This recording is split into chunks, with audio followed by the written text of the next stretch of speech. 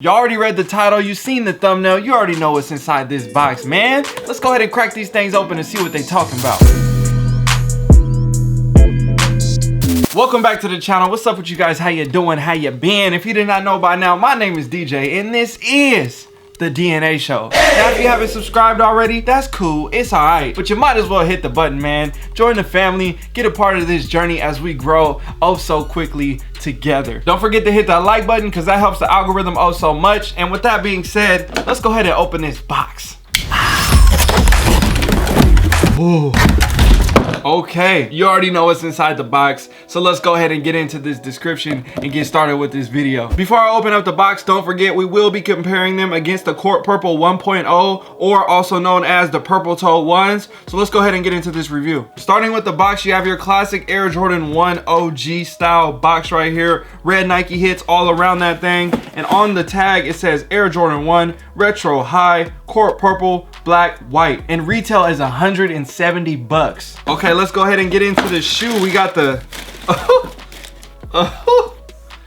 oh yeah, this is gonna be a good one. So first things first, I'm gonna give you guys a full detailed look at this shoe, and then I'll put it next to the first version and let you guys see what the differences are between the two, and then we'll go from there and see which one you like the most. Starting with the outsole, you have a Court Purple outsole. Taking our way to the midsole, we have a white midsole with a white stitch. Making our way up to the upper, the number one thing that stands out to me the most is this is a Chicago color blocking, and when I say that, if you put this shoe right above it, as you can see, all the color blocking is the same. So when I immediately look at this shoe for the color blocking aspect of the sneaker, I love it because it's a classic style, so it always is easy to interchange colors when you have a very simple color blocking pattern that has known to work. Now let's talk about the leather quality and see how it actually feels in hand. You have a smooth leather for every purple part of the shoe, and every white part of the shoe is more of a tumbled leather, but it's pretty thick and it's kind of stiff. I'm not exactly sure how it compares to the other pair. We will see in a second once I compare them next to each other. But overall, I feel like it's not bad. It's not the best, it's not the worst, but it'll definitely get the job done. Making our way to the midfoot and the heel, you have a black swoosh, a black Air Jordan Wings logo, and a black collar around the heel right here. The leather on here looks kind of tumbled, but it kind of feels weird, kind of stiff, kind of thick. Again, I'm not sure if this needs to just be broken in and make it feel a little bit better, but it pretty much looks like a fully synthetic leather upper. So we'll see how it does in time. This shoe is equipped with a pair of black laces and purple laces. The purple laces look like they're a little bit dyed and fade, kind of like a different style. It's a very light purple, so I'm not exactly sure how good they would look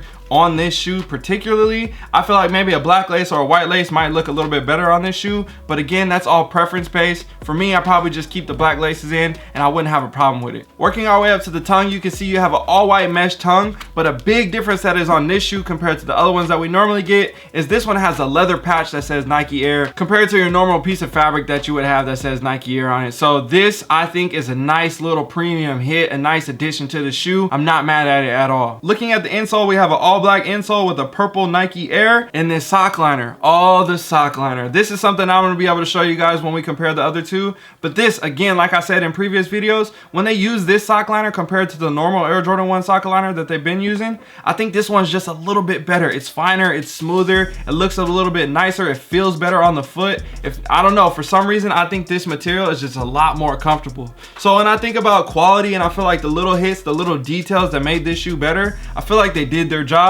Overall, it's definitely a solid shoe. Okay, so now it is time for us to compare the Air Jordan 1 Court Purple 1.0 versus the 2.0 and see what you guys think about it later with the polls. So starting with this one, as we can tell, it has a similar color blocking in the back of the foot, but the biggest change that we see in the front of the foot is that it's more similar to the toe style when it comes to the Air Jordan 1 color blocking. And this one has the purple toe with the black toe around the cap. Obviously, this is the Chicago style, this is the toe style, so we get it with the color blocking aspect. But now, everybody's big question, the quality. Which one is better? Which one is nicer? Is it worth spending 170 bucks for this one when this one was $160 for retail? All these different questions that people are asking. Let's go ahead and put these things right next to each other and see. Okay, so initial feel when I'm feeling on this leather and looking at the quality and everything like that, honestly, I feel like This version is a little bit better. And when I say this version, I mean the 1.0. I feel like the leather just looks a little bit nicer. It feels a little bit nicer, but it's all synthetic leather. So at the end of the day, it can't be that much better, right? It's just the way the leather is tumbled and how they did it and they treated it and how they finished the leather. Two quality shoes. I don't think you're gonna have any problem when it comes to the 2.0 version. So I would say overall, they're pretty similar. I think one of the biggest things that stands out between these two shoes is the leather when it comes to the color. The white is not pure white on here, it's more of a sail, and then you have pure white on here. So these look like a little bit brighter, a little bit nicer, and even though these are both dead stock, these ones kind of just look a little bit older, which is fine because people like the sail midsole and that kind of vintage vibe. I think it goes either way, and it really is determined based on you which one you like the most. Speaking of that, drop a comment down below and let me know which one you like the most, because in a couple minutes we will be seeing what you guys voted. Like I was talking about earlier with the leather hit here on the tongue,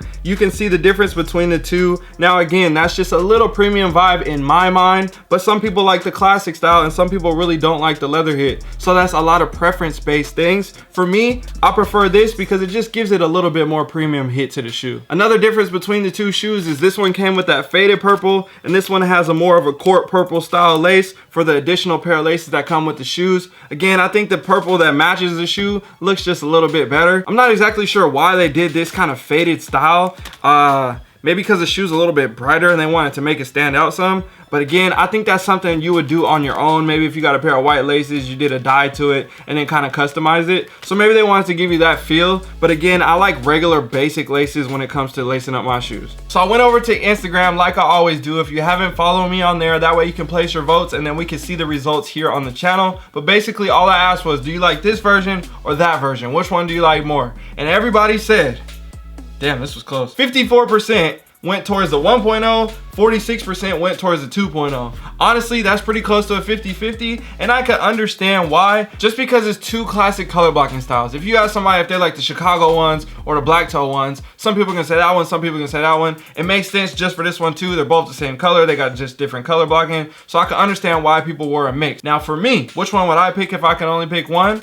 I would probably go with this one just because it's a little bit darker version. It's got that old vintage look to it, and it's easier to maintain. I won't have to worry about it getting dirty as fast with the white toe cap, the white mesh right here. You know what I'm saying? Those little things right there are just allowing the shoe to last just a little bit longer, or at least look a little bit nicer for a little bit longer. So what do you guys think? Drop a comment down below and let me know which one do you guys like more, the 1.0 or the 2.0. I would love to hear what you guys have to say. So another question that a lot of people ask me is, what do you think about the price? Will these be worth what those are? Is it worth buying them now for resale for around 200 bucks? How do you feel about all that? Me personally, I bought 3 pairs. And I'm planning on sitting on all of them, and I have a feeling they're all gonna go up in value, and I'm gonna keep all of them, and that way when I wear this pair and I mess them up, I'll still have another pair on deck that I got for 170 bucks compared to down the road having to pay $300 or $400 for the same shoe that I wanted. So I just go ahead and pile up on the shoes right now. I got all my pairs at retail 170 bucks, so do the math, whatever that costs, but I know at the end of the day they're gonna be worth more than that. So if I did end up needing to sell a pair, I know I'd be able to make my money back or at least make a couple bucks. This is a shoe that I wish I would have purchased 3 pairs of and sat on them because I didn't realize that they were gonna go up so high in value. And I kind of learned my lesson because I do want to rock multiple pairs of these and beat these up, but then it's like, damn, I'm gonna have to pay another 350 bucks just to get another pair.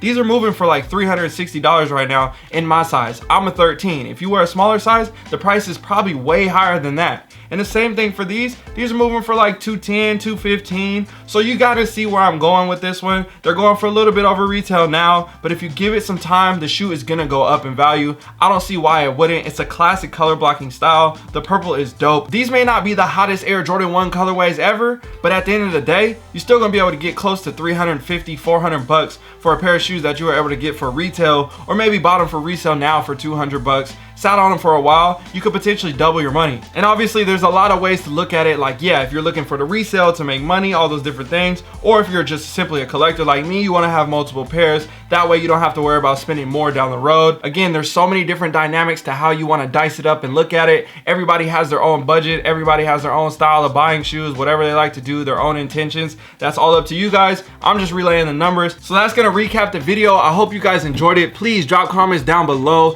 Let me know what you guys thought about the shoe, thought about the review, the comparison between the two, and Did you get lucky? Did you cop pairs for retail? Did you have to go resell? How many pairs did you buy? Do you think these are gonna go up? Do you think they're gonna go down? Answer all those questions down below in the comment section, man. Conversate not just with me, but with each other as well. If you see somebody drop a dope comment, or if you have an answer for them, go ahead and give them an answer. Be respectful like always. And with that being said, you already know what's up. My name is DJ. I'm signing out. I got to go. I'm gone. Peace.